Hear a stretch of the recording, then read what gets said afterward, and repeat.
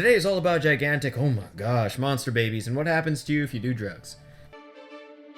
The game today is Demon's Rise, Lords of Chaos, a turn-based strategy tactics game with some very, very light RPG elements. This is part of my weekly series where I play a game that looks pretty cool that just released and doesn't have a lot of coverage, so, well, that's where I come in. So these are my first impressions. I hope you find the video helpful. So Demon's Rise, Lords of Chaos is all about going from one fight to the next, making your way through scenarios that advance the somewhat cookie-cutter story. And you're doing so with a party of 6 non-heroes, that part is key, somehow. We're just some random dudes off the street.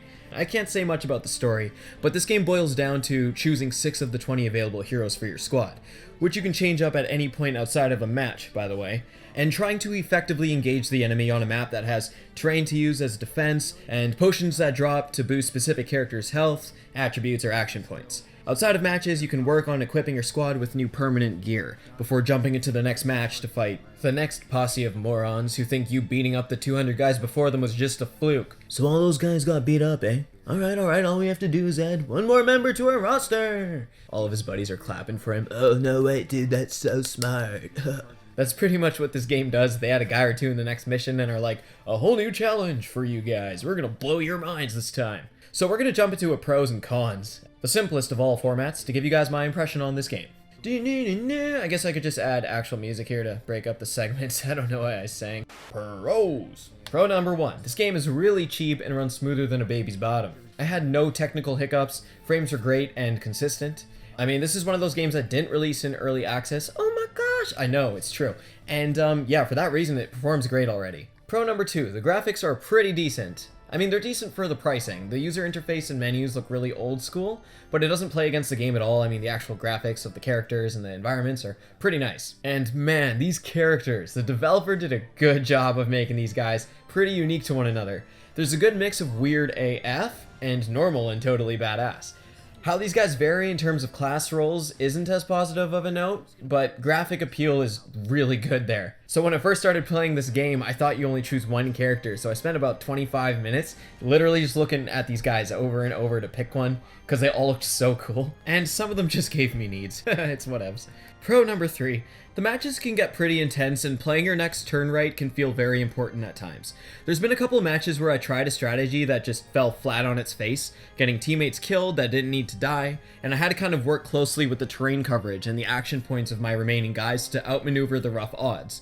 Those moments are few and far between, but when they happen, it is pretty exciting. And there's also just some sort of draw at times to go back into a game that you've already played and redo it, just to see if you can perform another strategy that worked better.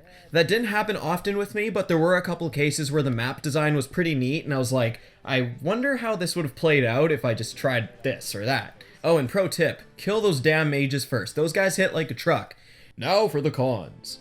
So for the cons, and ultimately why I don't know if I'll be playing this for a long-term kind of way. First off is the story. It's really not that engaging. It's presented in a way to kind of just provide a bridge to the next combat scenario as opposed to having any significance to the player, and it just doesn't really add to the immersion, which is fine. I mean, there's a lot of games that don't have great stories, but the gameplay makes it worth it. And something I have to remind myself of is it's a game that costs $8 where I live, in Canada. So then we have gameplay, the saving grace of any shitty story. The combat in this game feels a bit basic. Each character is a bit unique, but they kind of boil down to a tank character, high damage character, hottie with a body sex icon, ranged mage, or archer character. The first 3 hours of the game didn't feel overly challenging. There was the odd occasion where it wasn't just simply, kill these fools, man! You know, there was one match where I had to survive 10 turns, which turned out to be kind of fun, and was definitely a struggle because they kept dropping new enemies into the map. So just when we started clearing out the first horrible wave, the next one came, and then the next one, and I was down to like 2 guys before the match ended. And I know this is the con section, but I'll be getting into that in just a minute. So all these characters have abilities that you need action points for, and you build up either by enemies dropping potions or you just doing combat out, and then you're able to use these abilities to unleash your all over these suckers. The challenge ramps up as you progress and new enemies get thrown into the mix. There's some mages that successfully and shockingly mowed through Little Timmy, our team abomination, with extreme efficiency. There's also a cover system, kinda like what I've seen in Company of Heroes, where you place characters behind nature or debris and get a bit of a defense bonus from certain enemies on the map. So generally you'll try to move along these cover points before charging into combat. I mean, don't ever send them straight down the field. You remember Saving Private Ryan? Yeah, no. Go hug a tree, let's be smart about this. Lastly, to boost your flair on the field of battle, you can invest in a boon that affects your team for the whole match. And as soon as the match is over, so is the boon. And to activate these boosts, you need favor, which you can acquire in the camp. You just give this chick money and she'll hook you up with the goods. So I've pretty much just covered the actual combat of the game, so I'm going to tell you the biggest problem now. So this game is labeled as a tactical RPG, so I was hoping there would be content between each combat scenario, but there really isn't. You just go from one fight to the next with a little script in between to understand what point you're at in the story, which, again, delivers nothing in the way of excitement to why you're fighting. So the real RPG experience comes down to the gear that you can equip on your characters, and the diversity in the parties you can create. You'll get a single gear drop for every mission you complete, as well as some gold to spend at a store run by an imp or whatever this lovely vision is. So this is where I have my biggest problem with the game, the gear and leveling progression. So far when I've leveled up, I get a prompt by the character telling me what attributes have been boosted since he leveled up. There seems to be zero control over how I help my characters progress. The tiny bit of progression you control comes from what gear you choose to give each character. But this is an issue because gear comes very slowly. If you buy from the store, any gear worth having is very expensive, 7 to 10,000 gold. So now I'm thinking this right here is why people start dealing drugs. Now I know this can change later in the game, I'm sure missions start giving you like a sizable amount of money, but so far I've pretty much been able to afford next to nothing. And you might think I'm just being a bit lazy, but sure, you get one item drop per match completed. Look how many slots you're trying to fill with gear. Then look at how many characters you have. Then you proceed to take yourself outside and find the nearest shovel to bury yourself 6 feet under, because you can't even. I'm just so overwhelmed. And then you slap yourself a couple times, tell yourself you're overreacting again, and come back, and you see a $7,000 pair of boots that only increase your movement by 1. What the? Man, what the? So needless to say, the RPG side of the game falls pretty flat in my eyes. You're not making any decisions for yourself. The experience is pretty much on rails aside from some variety in gear choices.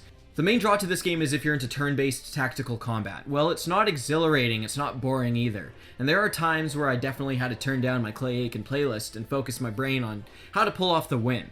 But alas, since there's no content in between matches, it's just going from one fight to the next. And you start feeling like it's this repetitive slog, and each fight just wasn't unique enough from the last to keep me interested in playing. So would I recommend this game? I'd probably say get it on sale. I know it's already cheap, but unless you eat and breathe turn-based tactics, I'm not so keen on it holding your interest. I think things I could have done better when assessing this game that might make it a different experience for you is I pretty much sat down and played this for 3 hours straight. I think this game could be a good casual experience to jump into for a match or two at a time, and that might have helped me from feeling already kind of burnt out on it. I also want to reiterate that this is just my opinion, and this is my first impressions review. You know, this game could very easily find its momentum 4 hours in, but this is just the initial impression for me. And it is absolutely worth noting that this game boasts 80 hours worth of content. Hot damn!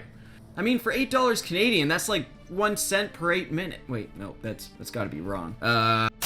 Alright guys, that wraps up my review. This is just my experience. Check out the game for yourself. Check out the Steam page. If you like what you see in the previews, you're not losing much money by giving it a try, right? So, yeah, consider subscribing. I upload videos every week, and they're kind of like this. I'm also uploading some animations soon. I've been working on some. So, yeah, stick around. It's gonna be fun. Leave a comment. Love talking to you guys. Take care.